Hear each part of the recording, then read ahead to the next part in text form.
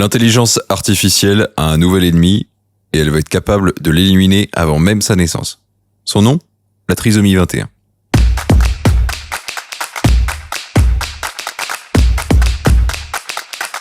Une étude menée au Royaume-Uni montre que le machine learning permet d'optimiser le dépistage prénatal de la trisomie 21 au premier mois de la grossesse. À partir des mêmes données qu'aujourd'hui, âge maternel, marqueurs sanguins, mesures échographiques, l'IA affine le calcul du risque. Résultat, davantage de cas détectés et moins de faux positifs. Un test qui indique à tort la présence d'une trisomie 21. Alors c'est vrai que sur le papier, un test plus performant sans examen supplémentaire, c'est un progrès médical indiscutable. Alors verra-t-on moins de personnes atteintes de trisomie 21 avec le développement de l'IA ? L'avenir nous le dira. Bonjour à tous, c'est Paul. J'explore avec vous l'actualité bioéthique et ses enjeux en lien avec le site genetic.org. Si l'IA est partout, il est normal qu'elle serve aussi les intérêts de la médecine. Et c'est vrai qu'améliorer les résultats en éliminant les faux positifs, c'est moins d'angoisse inutile pour des familles à qui l'on annonce un risque qui n'existe pas, moins d'examens invasifs, moins de stress, moins d'incertitude. Quand on attend un enfant, on veut savoir que tout va bien. Le dépistage s'inscrit dans ce désir légitime de sécurité. Il donne le sentiment que la médecine veille, qu'elle progresse, qu'elle protège. Et l'intelligence artificielle apparaît ici comme un outil de plus. Un outil rapide, précis et redoutablement efficace. Qui pourrait être contre la décision ? Dans un monde où la technologie permet de réduire les erreurs, il serait étrange de refuser cette amélioration. L'IA ne fait que traiter des données. Elle ne décide pas à la place des parents, elle ne contraint personne, et c'est justement là que le débat commence. Est-ce que c'est une réelle avancée médicale si ce dépistage prénatal ne soigne pas la trisomie 21 ? Car c'est vrai, il ne propose pas de traitement curatif. Il n'améliore pas la condition de la personne diagnostiquée. Il identifie une probabilité. Puis, éventuellement, une anomalie chromosomique. Et chacun sait que, dans la grande majorité des cas, lorsque le diagnostic est confirmé, il entraîne une interruption de grossesse. Plus la détection devient performante, plus l'ambiguïté disparaît, moins de peut-être, moins d'incertitude. Or, plus la certitude augmente, plus la décision paraît rationnelle, c'est presque attendu. C'est un glissement discret, mais réel. La technologie ne modifie pas seulement un chiffre, elle modifie un contexte.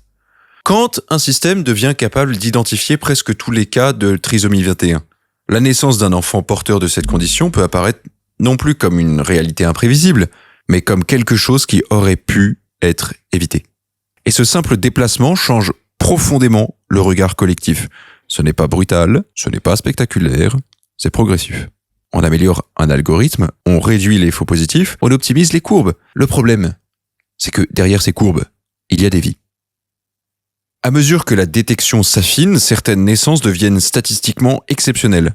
La question devient alors culturelle. Que devient la place des personnes porteuses de trisomie 21 dans une société qui investit massivement pour les détecter avant la naissance, mais sans jamais avoir pour but d'accompagner leur famille après ? C'est un point crucial.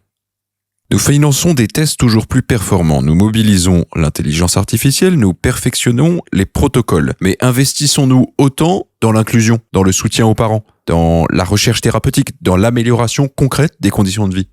Cette logique d'optimisation permanente risque de transformer la finalité même du dépistage. Cherche-t-on à mieux informer ou à rendre certaines naissances de plus en plus improbables ? On peut comprendre le désir de savoir, on peut comprendre la peur, on peut comprendre la difficulté d'un tel diagnostic. Mais on peut aussi se demander si la performance technique n'installe pas progressivement une norme implicite. Quand une anomalie est détectée, choisir de la laisser passer, ça peut sembler bizarre. Demain, que ressentiront les parents qui décideront de poursuivre la grossesse ? Seront-ils perçus comme courageux, irrationnels, responsables, inconscients ? La pression ne vient pas d'une loi, elle vient d'un contexte. Une technologie n'est jamais neutre, elle dessine un horizon, elle oriente les attentes, elle façonne les représentations collectives. Si l'IA rend la trisomie 21 statistiquement de plus en plus rare, la société peut finir par considérer cette naissance comme une anomalie évitable. Et c'est là que la bioéthique intervient. Quel monde construisons-nous quand nous investissons davantage dans la détection de certaines vulnérabilités que dans leur accompagnement ? Il ne s'agit pas d'être contre l'intelligence artificielle. Il ne s'agit pas de nier la complexité de situations individuelles. Il s'agit de poser une question de cohérence. Dans une société capable d'anticiper toujours plus finement la vulnérabilité, que choisissons-nous de faire pour cette capacité ? Optimiser la sélection ? Ou renforcer l'accueil ?